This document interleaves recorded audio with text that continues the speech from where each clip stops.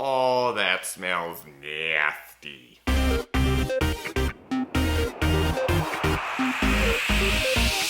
Ginger Runner. What is up, everybody? Ethan Newberry, the Ginger Runner, here for another GingerRunner.com review, and today is a special one. It's a shoe you've been waiting for. Why am I singing this? Today we are reviewing the ALTRA Olympus.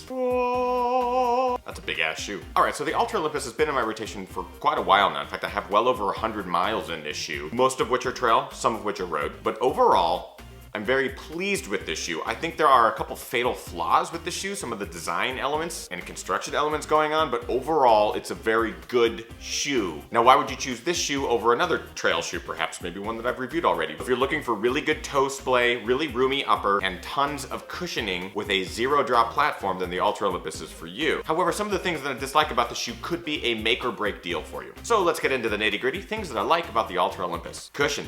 And I'm talking tons of it. 36mm stack height, that's a lot of cushioning, and it's not like super dense type of foam where you can't get your foot into it. It is absorbent, and it is a really nice cushy ride. It's great for those long days on the trails. Wide toe box. Obviously, with all ALTRA shoes, I really like the wide toe box. Tons of room for your toes to splay, you wiggle your toes, and that is nice. Zero drop. I appreciate the zero drop platform, especially in a nice high cushion shoe like this. It's great. You don't have to worry about feeling like you're in a high heel or anything like that. Obviously, one of the downsides to having so much cushion in the zero drop platform is that you lose a lot of that ground feel, which for those of you who run with zero drop shoes are looking for a lot of that. Though I imagine if you're looking at the ALTRA Olympus as a shoe for you to possibly run in, you're already looking past the ground feel quotient. And durable. The shoe is extremely durable. I've obviously put tons of miles in the shoe. It smells terrible. It's extremely dirty. I have run in all sorts of terrain with this: wet, dry, snowy. The upper is still all intact. There's no fraying seams, no holes, barely any sign of wear except for the outsole. Regardless, overall it's an extremely durable shoe. So obviously it's a shoe that I really like for its comfort purposes. It really helps your feet just feel good. And I've used this as a recovery running tool. My recent video where I'm training for the Squamish 50-50 up in the mountains, where I run a 21 mile on Saturday and a 27 mile on Sunday, I wore this pair of shoes for the 27 mile on Sunday.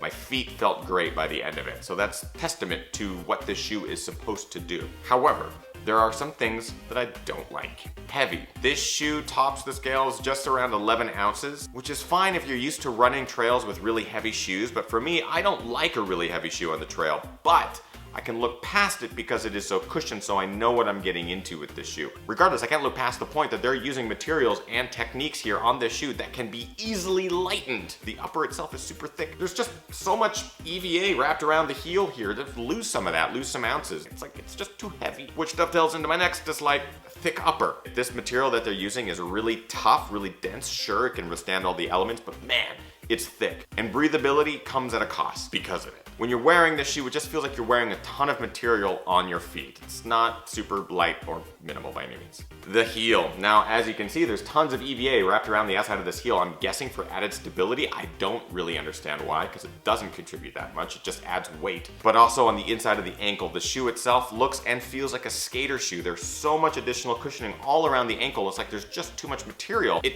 is not comfortable. It allows my foot to move too much. I never feel like I can get it tight, and that is a huge problem. All the ALTRA shoes that I'm running with that same heel issue just become problematic. Grip and outsole. Now, the outsole on this shoe wore out fairly quickly, and in fact doesn't even provide a ton of grip.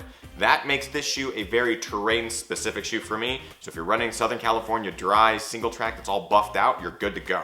However, you're running really super technical trails, like I was just running up in Vancouver, this trail shoe is not great because you get no grip and it can be really cumbersome in some of those tight situations. The heel flipper. Why do they still have this little heel flipper? This almost made me fall multiple times on stairs and stuff like that up in Squamish.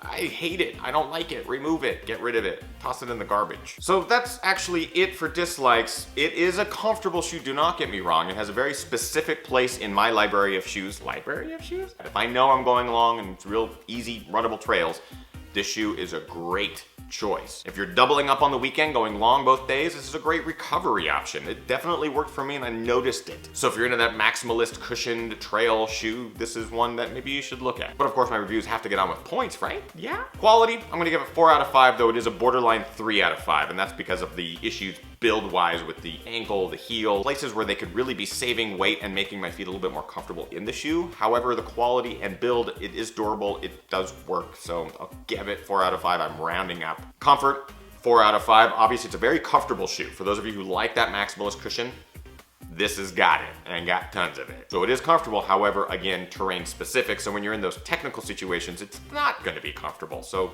4 out of 5. Price at $130, I'm gonna be a stickler on this one. I'm gonna give it 3 out of 5. I think it's a little high for what you're getting. Obviously it's more shoes, so you're gonna spend more for it, but based off of what I found this shoe works for specifically, it might just be a little overpriced. So I'm gonna say 3 out of 5 on price. Looks, I'll give it 4 out of 5. It's borderline 3. I think it's an okay looking shoe. I wish they were a little bit brighter with the colors. Just because it's a trail shoe doesn't mean it needs to be dull and gray, but I like that they added the orange and the red elements. If they came with a nice bright color version, I'd be like, hey, nice. That brings our grand total to 15 out of 20, which I actually think is a pretty good score for this shoe. It is, again, worth putting your foot into, at least getting a sense of what this trail maximalist cushion is all about with a nice wide toe box and a 0 drop. It's worth it, at least to try it and see if it works for you. Like I said, I put tons of miles in this shoe and I'm fairly happy with it. I'll be retiring it soon, but it's given me some good rides. Don't let your mind go there. That's disgusting. So that is it for today's review, guys. I hope you liked it. If you did, like and favorite and subscribe to this channel, youtube.com/thegingerrunner. Have you run in the Ultra Olympus? If you have, let me know in the comments below. Let me know what you think about it. Let me know what your experience has been like. Follow me on all the social networks. I'm over on Twitter @thegingerrunner, on Facebook, facebook.com/thegingerrunner, and of course, gingerrunner.com. Also on Instagram @EthanNewberry. So go follow me for some really cool photos and stuff like that right over there. And don't forget, every single Monday at 6 p.m. Pacific Standard Time, I'm doing a live show with guests and we talk about all things running. It's just fantastic. Join us right here on this YouTube channel. We'll see you guys next week for more videos. I know that you guys are getting out there training hard, racing harder, and partying the hardest, right? Because I know I am. See you guys next time. Train, race, beer. Booyakasha!